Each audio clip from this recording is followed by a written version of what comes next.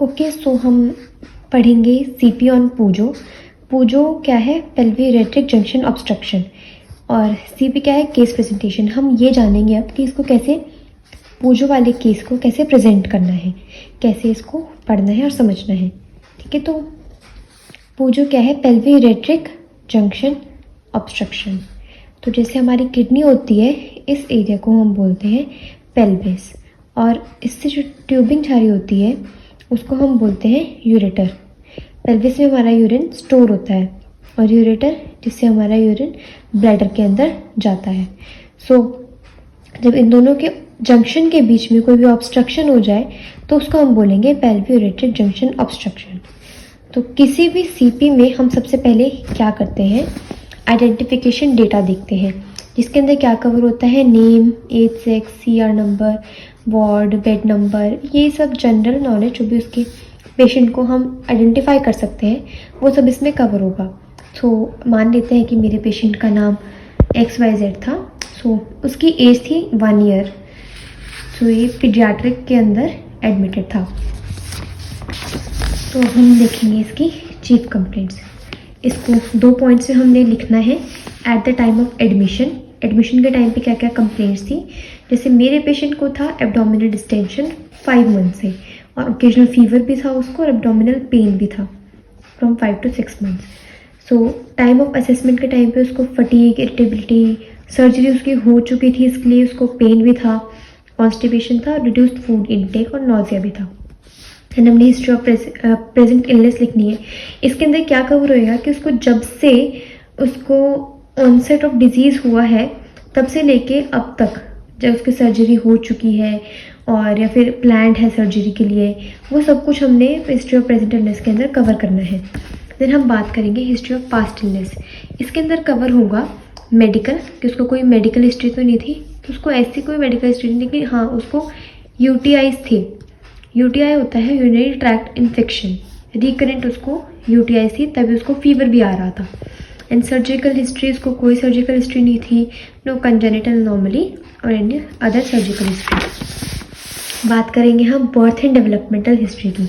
तो बच्चा एक टर्म बेबी था। टर्म बेबी क्या होता है कि वो 38 वीक्स का ही था। 38 वीक्स के बाद ही गॉट बर्थ, और बर्थ वेट उसका 2.5 kg था।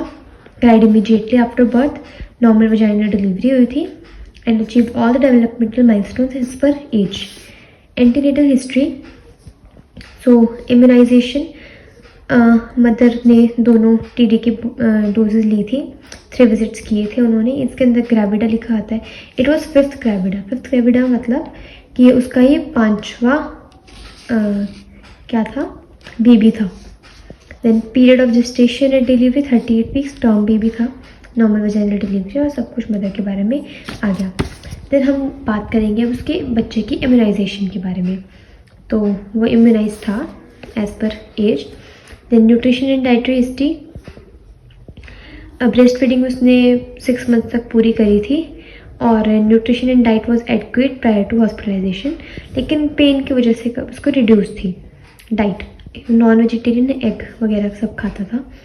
देन बात करेंगे हम फैमिली हिस्ट्री की। पहले हमें बनाना होता है पेडिग्री चार्ट। पेडिग्री में क्या होता है, हमें फादर, मदर, या फिर अगर इसके दादा या दादी में भी कोई डिजीज़ होती है तो हमने उनका भी पेडिग्री ऐड करना था, लेकिन ऐसा कुछ नहीं था।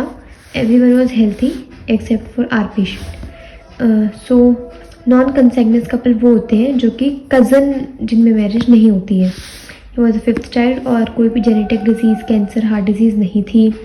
Socio economic status, they belong to a middle class. Father was businessman and mother was housewife. बात करेंगे लैब इन्वेस्टिगेशंस की, जिसमें जो भी हॉस्पिटल में उसके इन्वेस्टिगेशंस हुए हैं इस हॉस्पिटल में जहाँ पे वो एडमिट है, तो वो सब हमने लिखना है। और इस हॉस्पिटल में आने तक जितने भी उसका, जैसे मैंने लिखा हुआ है यहाँ पे कि वो ओपीडी में आया था इस कंप्लेंट के साथ, और उसके ये टेस्ट हुए थे, तो उसका क्या स्टेप्टन स्टार्ट कर दी थी, तो ये सब ट्रीटमेंट के अंदर आएगा।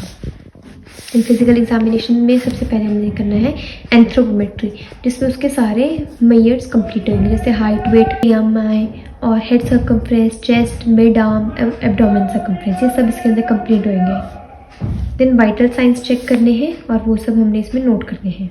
हेड टू टो एग्जामिनेशन से स्टार्ट करेंगे, हेड से स्टार्ट करके उसकी shape, size, symmetry, fontanel closed है कि नहीं है, hair colour, alopecia, pediculosis. Then eyes के बारे में लिखना है, कोई डिस्चार्ज किस कलर का है, स्क्लेरा कैसा है, किस कलर का है, परला, इज इट प्यूपिल इक्वल है, राउंड है, रिएक्टिव टू लाइट है एंड एकोमोडेटेड है, स्ट्रेबिस्मस तो नहीं है, टोसिस तो नहीं है, हाइपरटिलोरिज्म तो नहीं है, ऑक्यूलर मूवमेंट नॉर्मल है कि नहीं है। फिर उसके बाद हम करेंगे नोज़ का कि डीएनएस पेटेंसी कैसी है, कोई नेजल डिस्चार्ज तो नहीं है, सेंस ऑफ स्मेल कैसी है, ये सब हमने उसका चेक करना है। ईयर चेक करने हैं, डिस्चार्ज, प्लेसमेंट और हियरिंग एड्स। देन थ्रोट देखना है, यूवुला, टॉन्सिलाइटिस। देन माउथ और ओरल कैविटी को चेक करना है कि लिप्स का कलर कैसा है, उनकी हाइड्रेशन कैसी है, कोई क्रैक्स तो नहीं है। टीथ चेक करने हैं, उनके गम्स, टंग और म्यूकोसा चेक करना है। उसके बाद हम बात करेंगे नेक की, कोई वेब नेक तो नहीं है, लिम्फ नोड्स नॉर्मल है और नेक फोल्ड्स कैसे हैं, क्लीन है, कोई रेडनेस तो नहीं है, आरओएम नॉर्मल है, कोई रिजिडिटी तो नहीं है। देन लिम्फ नोड्स को हमने पाल्पेट करके देखना है, कोई टेंडरनेस तो नहीं है, स्वेलिंग तो नहीं है, वो सब चेक करना है। बात करेंगे सिस्टेमिक एग्जामिनेशन की। सिस्टेमिक मतलब सिस्टम वाइज। सो फर्स्ट हमने करना है इंटेग्यूमेंट्री सिस्टम को चेक कि इसके अंदर ये 5 को चेक करना है कि पेलर तो नहीं है, साइनोसिस है, क्लबिंग है, एडिमा है या कोलंकिया है कि नहीं है। तो इसके इंटेग्यूमेंट्री सिस्टम के अंदर क्या आएगा, पहला स्किन आएगा, ऑर्डर कैसा है, colour, texture, integrity, hair check करने हैं, colour, texture, distribution, nails check करनी है, शेप कैसी है, कलर कैसा है, टेक्सचर कैसा है। देन हमारा सेकंड आएगा gastrointestinal system, oral cavity check करनी है। एब्डोमेन में हम 4 उससे चेक करते हैं, क्या एस्पेक्ट्स है, पहला inspection, then second auscultation, third palpation and fourth percussion. तो ये सब हम फिजिकल एग्जामिनेशन के अंदर कवर करते हैं। कार्डियोवैस्कुलर सिस्टम के अंदर भी inspection, palpation, auscultation and percussion check करना है हमने। कैरोटिड पल्स कितनी है, कैपिलरी रिफ्री टाइम क्या है और एपिकल पल्स कितनी है। रेस्पिरेटरी सिस्टम को हमने चेक करना है, inspection, auscultation and percussion. Then nervous system हमने चेक करना है, speech and articulation, cranial nerve, muscle power coordination, sensory system and reflexes कि उस बच्चे में कौन कौन से रिफ्लेक्सेस आ गए हैं। देन मस्कुलोस्केलेटल सिस्टम के अंदर क्या कवर होएगा, दोनों लोअर एक्सट्रीमिटी और अपर एक्सट्रीमिटी को चेक करना है, उनके मसल स्ट्रेंथ का स्कोर करना है हमें 5 आउट ऑफ 5 या 4 आउट ऑफ 5 जैसे भी है वो सब हमें चेक। के बाद हम बात करते हैं एंडोक्राइन सिस्टम की, जिसमें हमने थायराइड ग्लैंड चेक करना है, पाल्पेबल है नहीं है, बॉडी बिल्ट आएगा जैसे एंडोमॉर्फिक, मीजोमॉर्फिक। देन हमने देखना है कि डायबिटीज़ मेलाइटस तो नहीं है या फिर कोई भी एंडोक्राइन से रिलेटेड डिजीज़ तो नहीं है। जेनिटल यूरिनरी सिस्टम में जैसे मेल जेनिटेलिया था वो सब चेक करना है। Very important growth and developmental history, इसमें डेवलपमेंटल माइलस्टोन्स चेक करने हैं, जिसमें आएगा हमारा ग्रोथ मोटर असेसमेंट कि उसने ग्रॉस मोटर एक्टिविटीज़ कौन से माइलस्टोन्स को उसने कितने वीक्स में, कितने मंथ में और कितने ईयर में अचीव कर लिया है। तो ये सब ग्रॉस के अंदर आएगा। तो ऐसा कोई डिले मेरे को मेरे पेशेंट में नहीं दिखा। सेकंड हम चेक करते हैं फाइन मोटर डेवलपमेंटल में, इसके अंदर फाइन मोटर एक्टिविटीज़ आएगी और इसमें भी कोई मेरे को डिले इसमें नज़र नहीं आया। देन आता है personal and social developmental and general understanding, इसमें सोशल स्माइल वगैरह आ जाएगा और जो भी सोशली रिलेटेड से बाय बाय आ गया, वेव्स करता है 9 मंथ के अंदर, तो उसने कब तक सीख लिया था वेव करना, कब करने लग गया था, तो 8 मंथ में वो करने लग गया था अचीव्ड। सो ये सब उसमें आता है। देन आता है लैंग्वेज में कि उसने क्या क्या बोलना स्टार्ट कर दिया है, कितने मंथ में, कितने वीक में उसने बोलना स्टार्ट कर दिया था, और ये सब आप पूछोगे उसकी मदर से। एज़ पर हिस्ट्री मतलब आपने सारी हिस्ट्री उसकी मदर से लेनी है और उनसे पूछना है कि इसने कब करना स्टार्ट कर दिया था। वो आपको बोलेंगे कि इतने इतने महीने में, तो आप बोलोगे अच्छा अप्रॉक्स इतने में, तो वो बोलेंगे हाँ जी। तो ऐसे ऐसे करके आपने फिर एज़ पर हिस्ट्री उनका टाइम पीरियड लिख देना है वहाँ पे। देन विजन एंड हियरिंग हमने देखना है, वो सब वो उसमें भी उसको कोई भी दिक्कत नहीं थी। तो mostly developmental milestones achieved on time and no delay और रिग्रेशन इज सीन। हम लिखते हैं, इसमें वेट आता है, एक्सपेक्टेड वेट आता है, इसके अलग अलग फॉर्मूलाज होते हैं जो कि आपको नेट से या बुक से मिल जाएंगे। एज़ पर एज होते हैं ये, तो सबके लिए फॉर्मूलाज अलग अलग होते हैं। उसके बाद आपने वेट लिखना है, एक्सपेक्टेड वेट लिखना है, फिर उसकी इंटरप्रिटेशन लिखनी है जी स्कोर से, फिर चेक करना है कि वो किसके बीच में लाई कर रहा है, और फिर लिखना भी है कि वो अंडर वेट है, ओवर वेट है, वो सब। एंड हाइट, एक्सपेक्टेड हाइट, फिर उसका जी स्कोर चेक करना है। व्हेन ये सही जो भी हमने एंथ्रोपोमेट्री करी थी वो सब है। लगाने हैं आपने, ये हाइट और एज दोनों का है। आप हाइट और वेट अलग से भी लगा सकते हैं। हमने जो भी डिजीज़ जिस भी सिस्टम से रिलेटेड होगी उसके बारे में फुल एनाटॉमी एंड फिजियोलॉजी करनी है। जैसे एनाटॉमी में आएगा, हम पूरी किडनीज़ के लोकेशन, स्ट्रक्चर, फंक्शन के बारे में बताएंगे। नेफ्रॉन्स आते हैं, उसके पार्ट्स हैं ये सारे। यूरेटर हो गया, यूरिनरी ब्लैडर हो गया, देन यूरेथ्रा हो गया। देन फिजियोलॉजी में उसके क्या फंक्शंस हैं, ये सब मैंने बिल्कुल शॉर्ट में आपने लिखने हैं, ब्रीफ में। रेगुलेशन ऑफ यूरिन फॉर्मेशन हो गया, और क्या क्या इसका सिग्निफिकेंस है, क्यों हम उसके पूरे एनाटॉमी फिजियोलॉजी को पढ़ते हैं। अब हम बात करेंगे अपने डिजीज़ कंडीशन के बारे में, जो है pelvic ureteric junction obstruction as known as PUJO. So ये कंडीशन क्या होती है कि इसमें फ्लो ऑफ यूरिन को ये अफेक्ट करता है from the kidney to the bladder. ये इट अकर्स में देयर इज अ ब्लॉकेज, जैसे मैंने आपको पहले बताया था कि कोई भी जंक्शन में अगर ब्लॉकेज आ जाती है तो फिर ये क्या करेगा, ब्लॉक कर देगा यूरिन के फ्लो को भी, और भी प्रॉब्लम्स, यूरिनरी रिटेंशन होएगी, या फिर हाइड्रोनेफ्रोसिस हो जाएगा। हाइड्रोनेफ्रोसिस होता है कि किडनी के अंदर फ्लूइड का एक्यूमुलेशन हो जाना, और भी कॉम्प्लिकेशंस हो सकती हैं। सो यूरेट्री पेल्विक जंक्शन ऑब्स्ट्रक्शन के साथ वो इनएडिक्वेट ड्रेनेज भी हो सकती है यूरिन की, यूरिनरी रीनल पेल्विस से। इसकी वजह से हाइड्रोस्टैटिक डिस्टेंशन हो जाती है, जो क्या है, वाटर की वजह से इधर डिस्टेंशन हो जाएगी of the pelvis and intrarenal calyces. Intrapelvic pressure भी इंक्रीज हो जाएगा, और प्रोग्रेसिव किडनी डैमेज भी हो सकता है। और फिजियोलॉजी ऑफ ऑब्स्ट्रक्शन, हाइड्रोनेफ्रोसिस जो कि मैंने बताया, किडनी के अंदर वाटर का एक्यूमुलेशन हो जाना, वो एक कॉम्प्लेक्स है resulting from interactions between glomerular hemodynamics and alterations in tubular formation. So क्या हो जाता है इसकी वजह से, ये ऑब्स्ट्रक्शन कॉज कर सकता है या फिर रिफ्लक्स ऑफ यूरिन कर सकता है। तो चिल्ड्रन के अंदर हाइड्रोनेफ्रोसिस को क्या बोलते हैं, dilation of the renal collecting system. हमारे पास क्या है, हाई ग्रेड पूजो और लो ग्रेड पूजो। हाई ग्रेड पूजो के अंदर क्या होता है, हाइड्रोस्टैटिक डिस्टेंशन हो जाती है, और इंट्रापेल्विक प्रेशर भी इंक्रीज हो जाता है, और पुअर आउटफ्लो ऑफ यूरिन होता है। और लो ग्रेड पूजो में क्या होता है, developing kidney can remain in a haemostatic state and often shows temporal growth and improvement. Book के अकॉर्डिंग कॉफ दो तरह के पूजो को डिस्क्राइब करता है अंडरलाइंग पैथोलॉजी के बेसिस पर, जो कि है इंट्रिंसिक पूजो और एक्सट्रिंसिक पूजो। तो ये भी हम पढ़ेंगे आगे। ऐसा नोट है जिसमें हम यूरेटर के बारे में बता रहे हैं कि यूरेटर क्या है, बायलेटरल ट्यूबुलर स्ट्रक्चर्स हैं responsible for transporting urine from the renal pelvis. Pelvis वो जगह है जहाँ पे यूरिन स्टोर होता है, टू द ब्लैडर। देन ये जनरली 22 to 30 सेंटीमीटर लेंथ में होते हैं, और इनके मल्टीपल लेयर्स होती हैं ये वाली। तो इन लेयर्स की वजह से भी कई एब्स्ट्रक्शन हो सकती हैं, जो कि अगर इन लेयर्स में स्मूथ मसल्स अगर बिल्ड अच्छे से नहीं हुई है तो भी ऑब्स्ट्रक्शन हो सकती है। सो ये सब लेयर्स इसके कॉज हो सकती हैं। करेंगे एपिडेमियोलॉजी की। तो पूजो होता है as an estimated incidence of 1 in 1000 to 1500 live births. ये कॉमनली पीडियाट्रिक्स में ज़्यादा होता है बच्चों में, और ये मेल्स में ज़्यादा होता है कंपेयर टू फीमेल्स। तो इसका रेशियो भी 2:1 है। लेफ्ट साइड ज़्यादा अफेक्ट होती है, twice as often as right side, मतलब लेफ्ट साइड ज़्यादा अफेक्ट होती है राइट साइड से, दुगनी इफेक्ट होती है। Most common cause for antenatally detected hydronephrosis, जब स्कैन्स के लिए जाती हैं तो उनको बताया जाता है कभी कि बच्चे के किडनी में स्वेलिंग है, या फिर वो थोड़ी फूली हुई है, जैसे भी, तो ये डिटेक्ट हो जाता है। हाइड्रोनेफ्रोसिस बोलते हैं इसको, स्वेलिंग जो हो जाती है।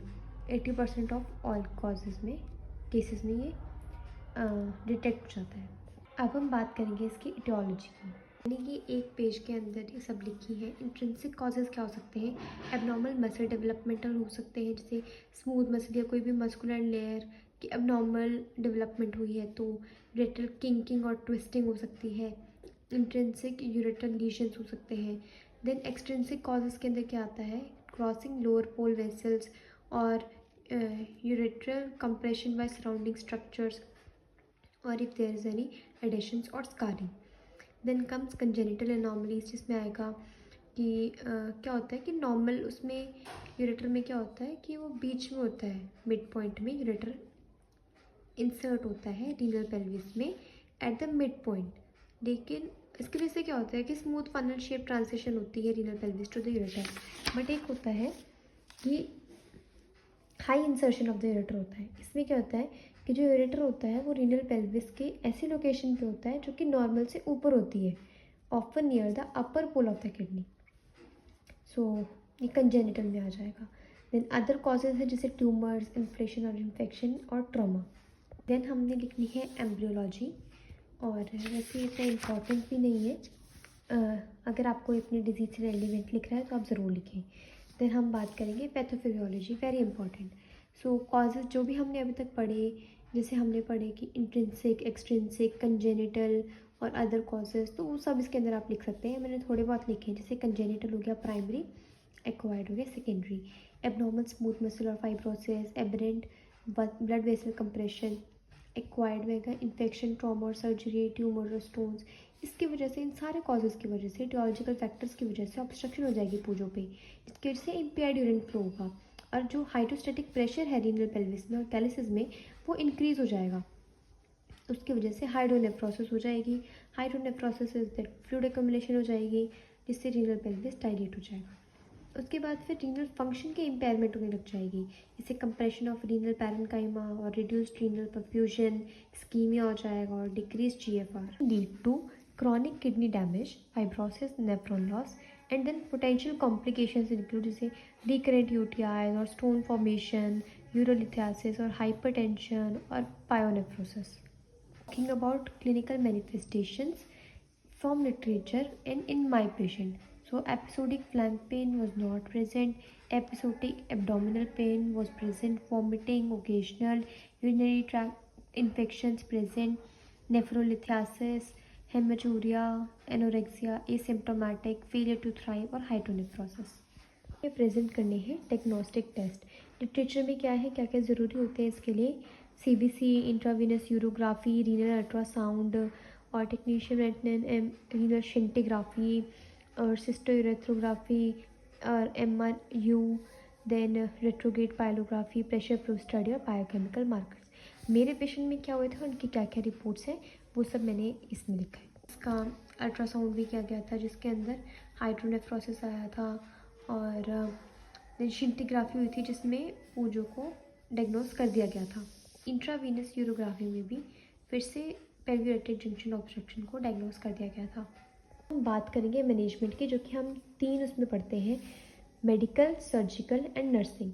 सो मेडिकल मैनेजमेंट में पहले हमने क्या लिखना है कि उसके क्या क्या गोल्स हैं, और लिटरेचर में क्या क्या लिखा है कि उसके मेडिकल मैनेजमेंट में क्या होना चाहिए, हमने वो सब भी नोट करना है कि medical management according to literature, वो सब हमने नोट करना है।